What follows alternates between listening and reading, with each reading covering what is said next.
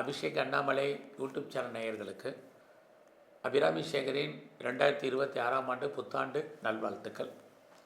சிம்மராசியில் பிறந்தவங்களுக்கு இந்த 2026 வருஷம் எப்படி இருக்கும் இதுதான் பார்க்குறோம். அப்படி பார்க்குற போது முதல்ல இந்த வருஷம் பயிற்சி என்ன, இந்த பயிற்சியால் நம்ம வாழ்க்கையில் மாற்றங்கள் இருக்கா அப்படின்னு பார்க்குற போது திருக்கணித பஞ்சாங்கப்படி சனி பகவானுடைய பயிற்சி இந்த வருஷம் இல்லை. வழக்கம் போல் உங்களுடைய ராசிக்கு 8ஆம் இடத்துல கோச்சாரத்தில் சனி பகவான் சஞ்சாரம் பண்ணுறார். அவர் உத்திரட்டாதி ரேவதி நட்சத்திரத்தின் வழியாக இந்த வருஷம் நமக்கு பலன் செய்ய போகிறார். அடுத்தபடியாக குரு பகவான் வருஷத்தில் ஆரம்பத்தில் உங்களுடைய ராசிக்கு 11ஆம் இடத்துல லாபஸ்தானத்தில் சஞ்சரிக்கிறார்.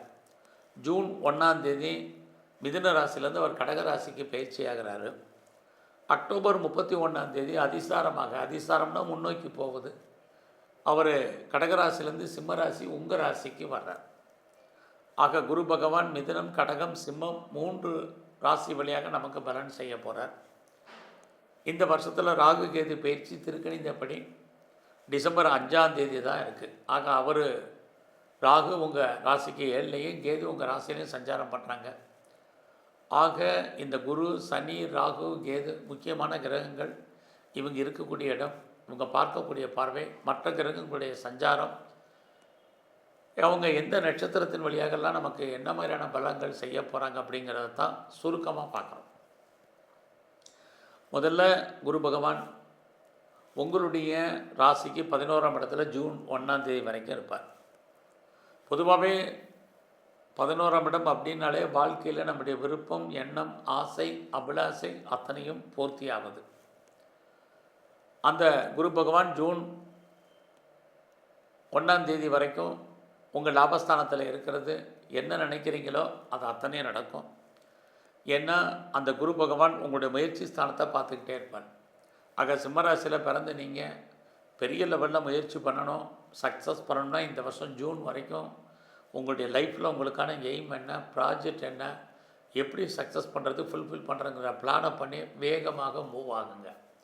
இது ரொம்ப ரொம்ப முக்கியம். ஏன்னா 3ஆம் இடத்தை குரு பார்க்குறது இறைவனுடைய அனுகூலம், அனுக்கிரகம் உங்களுக்கு பரிபூர்ணமாக கிடைக்கும். லைஃப்பில் நீங்கள் என்னவாக ஆகணும்னு நினைக்கிறீங்களோ அதுவாக மாறுவதற்கான வாய்ப்பு. ஏன்னா குரு பகவான் இருக்கிறத காட்டிலும் அவர் பார்க்கறதுக்கு பார்வை பலன் அதிகம். அவர் உங்களுடைய 3ஆம் இடத்தை தெய்வீக ஸ்தானத்தை பார்க்குறாரு. உங்களுக்கு எப்போயெல்லாம் பிரச்சனை இருக்கோ அப்போயெல்லாம் தீர்ப்பதற்கு இந்த வருஷம் ஜூனுக்குள்ளே யாரையாவது அனுப்புவார். யார் மூலமாக தான் உங்களுக்கு நன்மைகள் இருக்கும்.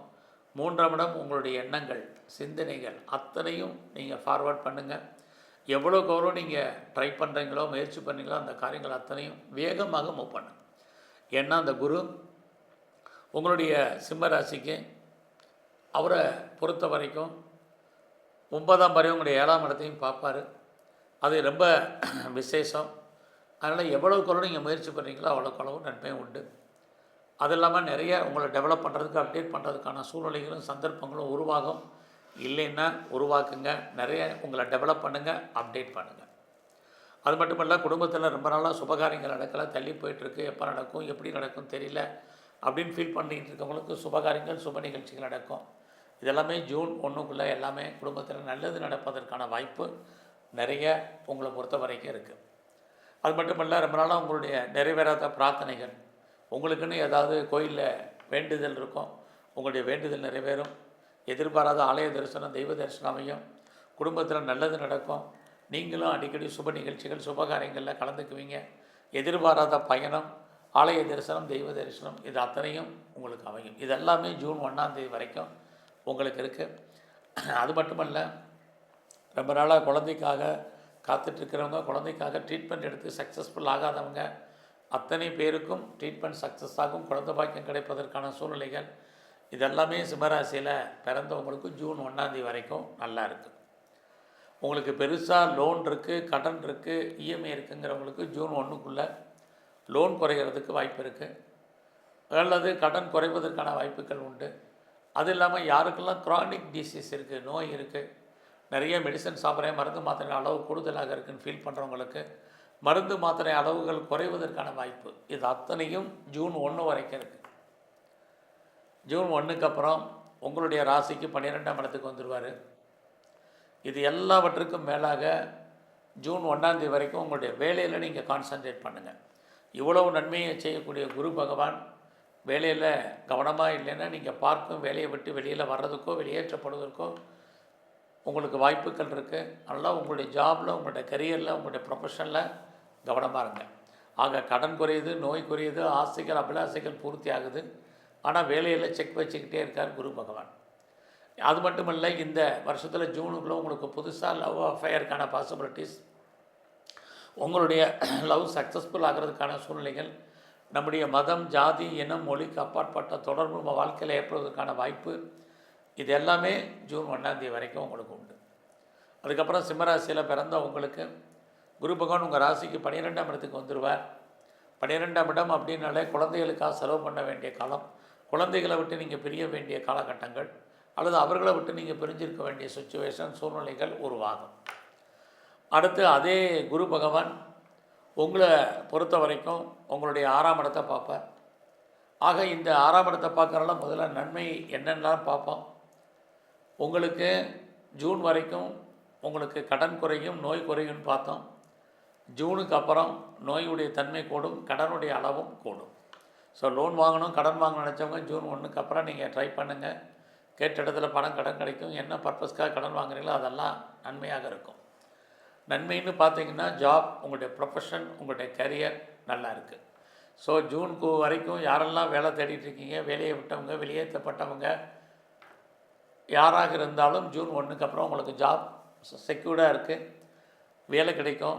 என்ன பர்பஸ்க்காக நீங்கள் வேலையை தேடுறீங்களோ அந்த காரணங்கள் உங்களுக்கு ஃபுல்ஃபில் ஆகும். நீங்கள் படித்த படிப்புக்கு தகுந்த வேலை, உங்களுடைய வேலைக்கு தகுந்த சம்பளம், இது அத்தனையும் ஜூன் 1க்கு அப்புறம் இருக்குது. அந்த காலங்களில் உங்களுடைய எதிரிகளை நீங்கள் ஜெயிப்பீங்க, வெற்றி கொள்வீங்க. காம்படிட்டிவ் எக்ஸாமினேஷன் எழுதியிருந்தீங்கன்னா ஜூனுக்கு அப்புறம் ரிசல்ட் வந்தால் பாஸ் பண்ணுவீங்க. இன்டர்வியூ அட்டன் பண்ணால் செலக்ட் ஆவீங்க. ஸோ உங்களுடைய டைரக்ட், இன்டைரக்ட் எனிமீஸ் அத்தனை பேரையும் ஜெயிக்கிறதுக்கான வாய்ப்பு ஜூன் 1க்கு அப்புறம் உங்களுக்கு இருக்குது. ஆக உங்களுடைய ப்ரொஃபஷனில் நீங்கள் என்னெல்லாம் அச்சீவ் பண்ணணும்னு நினைக்கிறீங்க, குறிப்பாக ப்ரொமோஷன் வேணும், இன்க்ரிமெண்ட் வேணும், இன்சென்டிவ் வேணும், போனஸ், அரியர்ஸ் வேணும், ஹைக்கு வேணும், இந்த வேணும்னு நினைக்கிற அத்தனையும் உங்களுடைய ஜாபில் நல்லா இருக்குது.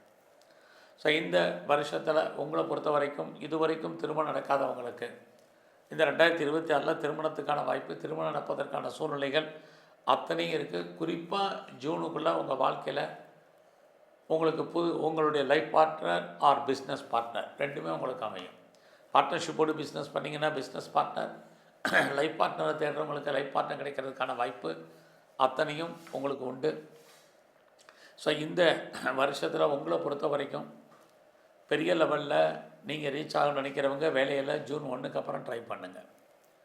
இந்த வருஷம் உங்களுடைய பிஸ்னஸ் எப்படி இருக்குன்னு பார்க்குறோம். பிஸ்னஸை பொறுத்த வரைக்கும் இந்த வருஷம் பரவாயில்ல. பட் பிஸ்னஸில் ஹியூஜ் இன்வெஸ்ட்மெண்ட் வேண்டாம், நார்மல் இன்வெஸ்ட்மெண்ட்டே பண்ணுங்கள். ஏன்னா ஜூன் 1க்கு அப்புறம் தான் யாரெல்லாம் உற்பத்தி சார்ந்த துறையில் இருக்கிறீங்க, மேனுஃபேக்சரிங் லைனில் இருக்கிறீங்களோ உங்களுடைய ப்ரொடக்ஷனுக்கு தகுந்த சேல்ஸு ப்ராஃபிட் இருக்குது. யாரெல்லாம் பெரிய லெவலில் நீங்கள் வெளிநாட்டு தொடர்பு எக்ஸ்போர்ட் அண்ட் இம்போர்ட் பண்ணுறீங்களோ பரவாயில்லாமல் இருக்கும். இதெல்லாமே ஜூனுக்கு அப்புறம் நடக்கும். இந்த வருஷம் பலனே பார்த்தீங்கன்னா ஜூன் 1 ஒரு பலன், அதுக்கு முன்னாடி ஒரு பலன், அதுக்கு பின்னாடி ஒரு பலன், அப்படி தான் நம்ம பிரித்து பலன் பார்க்க வேண்டிய சுச்சுவேஷன் இருக்குது. இந்த வருஷத்தில் உங்களை பொறுத்த வரைக்கும் நீங்கள் ஜூன் மாதத்துக்கு அப்புறம் நீங்கள் என்ன முயற்சி பண்ணுறீங்களோ ஓரளவுக்கு சக்ஸஸ்ஃபுல்லாகும். குறிப்பாக பெருசாக ஷேரில், ரேஸில், லாட்ரியில், ஆன்லைன் பிஸ்னஸில், ட்ரேடிங்கில், மியூச்சுவல் ஃபண்டில் இதிலெல்லாம் நீங்கள் இன்வெஸ்ட்மெண்ட் பண்ணணும்னு நினைக்கிறவங்க நார்மல் இன்வெஸ்ட்மெண்ட்டே இந்த வருஷம் பண்ணுங்கள், உங்களுக்கு கிடைக்கும். கலைத்துறையில் யாரெல்லாம் இருக்கிறீங்களோ உங்களுக்கான அந்தஸ்து, புகழ் இருக்குது, வருமானங்கள் பரவாயில்ல. அரசியலில் இருக்கிறவங்க எதிரிகள் விஷயத்தில் அடக்கி வாசிங்க. எதிரிகளை ஜெயிக்கிற மாதிரி ஒரு தோற்றம், ஜெயிக்கல நிறைய ஸ்ட்ரகிள் இருக்குது.